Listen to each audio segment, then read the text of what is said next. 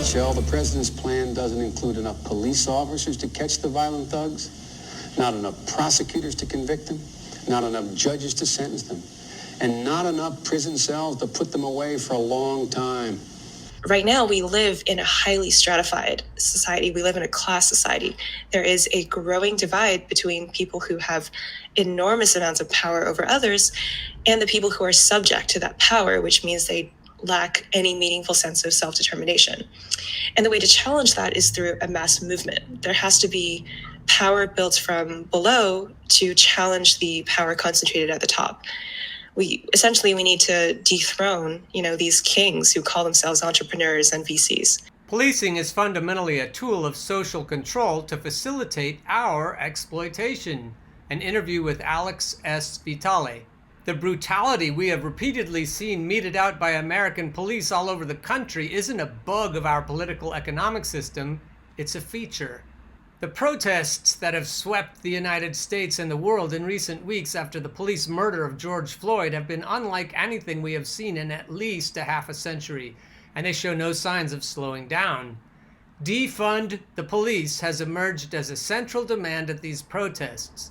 Criminologist Alex Vitale has long made this case, especially in his book, The End of Policing, which you can download for free from Verso here.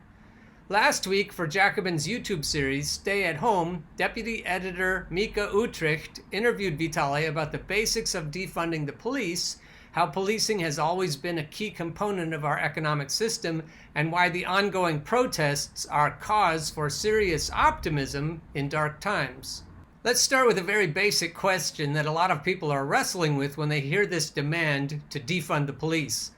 Obviously, many people who are not already on the left hear a phrase like that and their mind immediately goes to losing the provision of safety that the police supposedly provide their communities.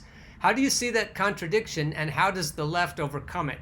Part of the problem is that for decades now, communities have been told that the only resource they can have to address their community problems is more policing and more incarceration. Communities that have very real crime and public safety problems are desperate for help, and if the only thing on offer is policing, they'll ask for policing. If the only tool you have is a hammer, you tend to see every problem as a nail. Our job is to lay out what the alternatives would look like and give people a sense that they have the power to ask for what they really want. Many people in these communities know that they would be better served by a new youth center with mentoring services or anti-violence programs, but they're told that they can never have those things. People have insecurities, and we have to overcome this idea that the only way to address them is policing, and we can do that in very specific, targeted ways. What I often recommend when I travel around the country talking to community organizations is that we should start with a community needs assessment. What are the public safety needs that you're facing that have been turned over to the police to manage? And once we've identified those, we can start to think about what the alternatives might look like. Related to that, let's go beyond the need to defund the police. What is the role of the police under capitalism? We've all grown up on television shows in which the police are superheroes.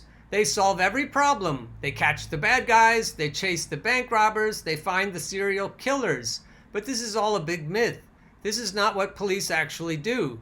They're not out chasing bank robbers or serial killers. The vast majority of police officers make 1 felony arrest a year. If they make 2, they're cop of the month. Police are managing the symptoms of a system of exploitation. That's always been at the heart of American policing and policing internationally. In the book, I lay out the ways in which the origins of policing across the world, primarily in the early 19th century, occur in direct relationship to the 3 primary systems of economic exploitation during that time period: colonialism, slavery, and the rise of industrialization. Policing develops to make those regimes of accumulation and exploitation possible. If that's their systemic role, that immediately begs questions about demands to, say, have more black police officers policing black neighborhoods, or hire more police officers from the communities they're patrolling. If their systemic function is to serve as a control of the labor force, or non-laboring force, then meaningful reform would have to overturn that entire system, which then leads to the need to take away their power to dispossess the police. We need less police. We need them to do less of the stuff that they do. We need them doing it with fewer big guns and weapons of all kinds. The only solution is to actually cut their power and cut their resources. That's right. No true progressive movement can flourish in a police state. We have the markings of that here, where the police are injected into every part of people's lives. Trump just wants to make that problem worse, but it's really a bipartisan problem. Democratic mayors have fully embraced this program. There's also protests that continue all across towns and cities in the United States. I want you to notice something. Look at the color of their skin. Those are no darkies, not many at all, in fact. In these protests, there are multiracial identities, multiple. They're out there. It's not just a black thing. And that is euphoric. Because it means that people are supplanting their own issues and their grievances with our particular system, our political system, and the way wealth is distributed in that system. Some of them don't even entirely know what the thing is. They just know they're angry at the way our system is organized, the way it allocates wealth, how abrasive it is to the poor, while how generous it is to the rich, as if they're the virtuous just because they are rich. They're sick and tired of the system behaving that way, and they're sick and tired of their political apparatus being incapable of dealing with those things. Meaning you have no vote in regards to issues of war and foreign policy, because they, for the most part, agree. You have no vote on issues of, let's say, economics in real terms, because both parties, for the most part, are capitalistic parties. Both parties ultimately agree. I mean, you basically had them quibbling over whether or not people were going to get a few extra bucks. The poor were going to get a few extra bucks, and they gave trillions of dollars to the rich. In the midst of a time of massive income inequality, the virtuous rich mattered more than the dirty poor who didn't deserve it. Why is your system organized in that way? Where you have a top small percent gets so much and the other part so little, and you say that's fair.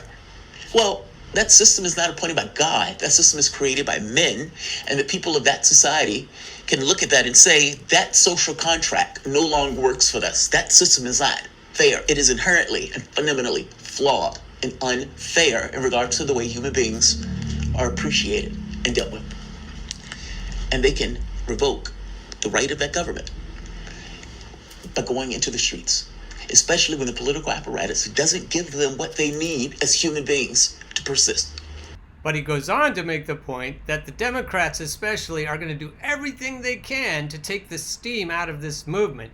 So on one hand, it is euphoric, and on the other hand, he realizes that it won't last if the Democratic Party has any say about it. The Democratic Party exists to co-opt and kill authentic change movements. By Caitlin Johnstone. Estragon. Well, shall we go? Vladimir. Yes, let's go. They do not move. Curtain. So ends both acts of the Samuel Beckett play Waiting for Godot. One of the two main characters suggests leaving, the other agrees, followed by the stage direction that both remain motionless until curtain. This is also the entire role of the Democratic Party, to enthusiastically agree with American support for movements calling for real changes which benefit ordinary people, while making no actual moves to provide no such changes. The actors read the lines, but remain motionless. Barack Obama made a whole political career out of this. People elected him because he promised hope and change. Then for 8 years, whenever hopeful people demanded change, he'd say, yes, we all need to get together and have a conversation about that. Express sympathy and give a moving speech, and then nothing would happen. The actors remain motionless, and Godot never comes. Democratic Party leaders are currently under fire for staging a ridiculous performative display of sympathy for George Floyd by kneeling for 8 minutes while wearing kente cloth, a traditional African textile. The streets of America are filled with protesters demanding a total overhaul of the nation's entire approach to policing. The Democratic Party's response is to put on a children's play using black culture as a prop and advance a toothless reform bill whose approach we've already established is worthless, which will actually increase funding to police departments. Meanwhile, it's blue states with Democratic governors and cities with Democratic mayors where the bulk of the police brutality people are objecting to is occurring. The Democrats are going out of their way to spin police brutality as the result of Trump's presidency, but facts in evidence say America's violent and increasingly militarized police force would be a problem if every seat in every office in America were blue. I don't know what will happen with these protests. I don't know if the demonstrators will get anything like the changes they are pushing for, or if their movement will be stopped in its tracks. What I do know is that if it is stopped, it will be because of Democrats and their allies. Bloodthirsty Senator Tom Cotton recently took a break from torturing small animals in his basement to write an incendiary op-ed for the New York Times, explaining to the American public why using the military to quash these protests is something that they should want. We later learned that the New York Times op-ed team had actually come up with the idea and pitched it to the senator, not the other way around, and that it was the Times itself which came up with the inflammatory headline, "Send in the Troops." The op-ed understandably received severe public backlash, which resulted in a senior staff member's resignation. But if these protests end, it won't be because tyrants in the Republican Party like Donald Trump and Tom Cotton succeeded in making the case for beating them into silence with the U.S. military. It will be because liberal manipulators succeeded in co-opting and stagnating its momentum. Watch them! Watch Democrats and their allied media and corporate institutions try to sell the public a bunch of words and a smattering of feeble, impotent legislation to mollify the masses without ever giving the people the real changes that they actually need. It remains to be seen if they will succeed in doing this, but they are already working on it. That is their whole purpose. It's much easier to control a populace with false promises and empty words than with brute force, and the manipulators know it. That is the Democratic Party's role. It's true that there's a difference between Democrats and Republicans in the same sense that there's a difference between the jab and the cross in boxing. The jab is often used to keep an opponent at bay and set up the more damaging cross, but they're both wielded by the same boxer and they're both punching you in the face. Don't let them disguise that jab as anything other than what it is. Don't let them keep you at bay with a bunch of impotent performances and word magic. If they have it their way, they'll keep that jab in your face all night until the knockout punch leaves you staring up at the arena lights like it always does, wondering what the hell happened and why Godot never came. Here's an excerpt from the New York Times, "America, This Is Your Chance" by Michelle Alexander. "We must get it right this time or risk losing our democracy forever. We must reimagine justice. The days of pretending that tinkering with our criminal injustice system will fix it are over. The system is not broken. It is functioning according to its design. As Mariame Kaba, Alex Vitale, and many others have persuasively argued, reform efforts typically prove futile, pouring money into police departments without removing their capacity to engage in systemic violence. A recent op-ed article in the Times, "No More Money for the Police," underscored the point. More training or diversity among police officers won't end police brutality, nor will firing and charging individual officers. Look at the Minneapolis Police Department, which is held up as a model of progressive police reform.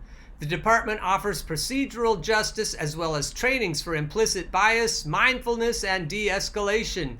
It embraces community policing and officer diversity, bans warrior-style policing, uses body cameras, implemented an early intervention system to identify problematic officers, receives training around mental health crisis intervention, and practices reconciliation efforts in communities of color. George Floyd was still murdered. The focus on training, diversity, and technology like body cameras shifts focus away from the root cause of police violence and instead gives the police more power and resources. The problem is that the entire criminal justice system gives police officers the power and opportunity to systematically harass and kill with impunity. After decades of reform, countless commissions and task forces, and millions of dollars poured into smart on-crime approaches, The police behave with about as much brutality today as they did in 1966, when a group of young black men, so fed up with the abuse inflicted upon the black community, created an organization called the Black Panther Party for self-defense.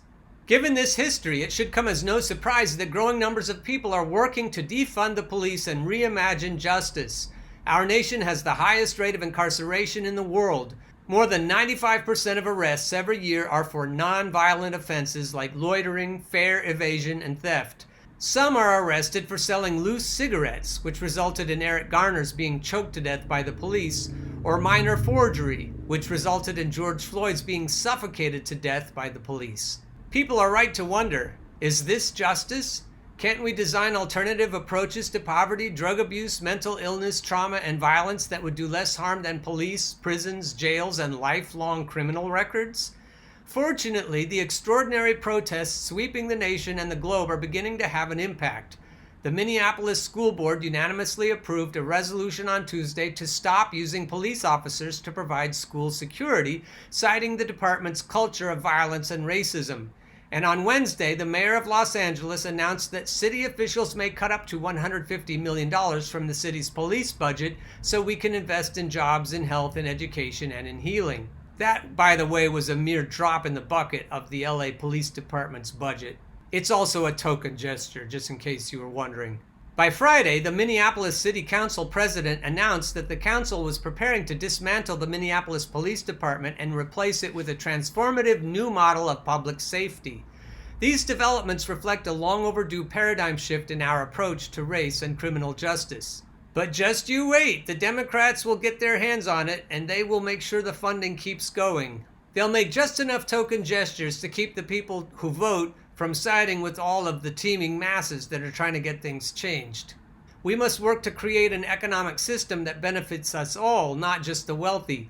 If our nation was not so deeply divided along racial lines, and if so many white people were not revolted by the idea of their tax dollars helping poor people of color obtain education, housing, and social benefits, we would most likely have a social democracy like Norway or Canada. Achieving economic justice requires we work for racial justice and vice versa. There is no way around it. If we fail to take these obvious steps, our democracy will remain in peril even if Mr. Trump is defeated in November. Ding, ding, ding. Police killings, uprising, and riots will remain a recurring feature of American life. The black-white economic divide is as wide today as it was more than 50 years ago. And the same divide and conquer tactics that were used to prevent multiracial alliances for economic justice in the 1800s and 1900s were employed yet again in 2016 with spectacular results as white Americans, fearful of losing political power because of profound demographic changes, elected a former reality show billionaire to the presidency, a man who unleashed racist tirades against immigrants on the campaign trail and vowed to make America great again by taking us back to a time we supposedly left behind, perhaps the time of civil war. Unless we choose a radically different path now, our persistent racial divisions and oppressive political and economic systems may unravel our democracy sooner rather than later. And the defund the police movement has seized the moment. It's true that not everyone means exactly the same thing when they say defund the police. But the core demand is actually a simple one: to cut the police budget, thereby shifting the priorities of a community. That simplicity, while provocative, is also elegant. As David Sirota points out, while much of state and local government, including schools and parks and infrastructure, has been gutted, police departments have been flooded with cash. From 1977 to 2017, the population grew 50%. Meanwhile, police budgets grew 173% in inflation-adjusted dollars. In Minneapolis, the police budget takes up 36% of the general fund. In Chicago, it's 38.6%. In Oakland, it's 41.2%. Chicago has actually upped the police budget even at a time of population loss. At the most basic level, budgets are moral documents, and our cities and states have invested mass amounts in a police state to aggressively and brutally enforce small-scale offenses like loitering and selling loose cigarettes that the poor are most likely to run afoul of. Meanwhile, law enforcement for the billionaire looters is always being cut to the bone. So I'll let Michelle have the last word. Our only hope for our collective liberation is a politics of deep solidarity rooted in love. In recent days, we've seen what it looks like when people of all races, ethnicities, genders, and backgrounds rise up together, standing in solidarity for justice, protesting, marching, and singing together, even as SWAT teams and tanks roll in.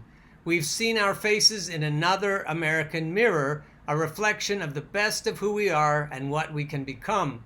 These images may not have dominated the media coverage, but I've glimpsed in a foggy mirror scenes of a beautiful, courageous nation struggling to be born.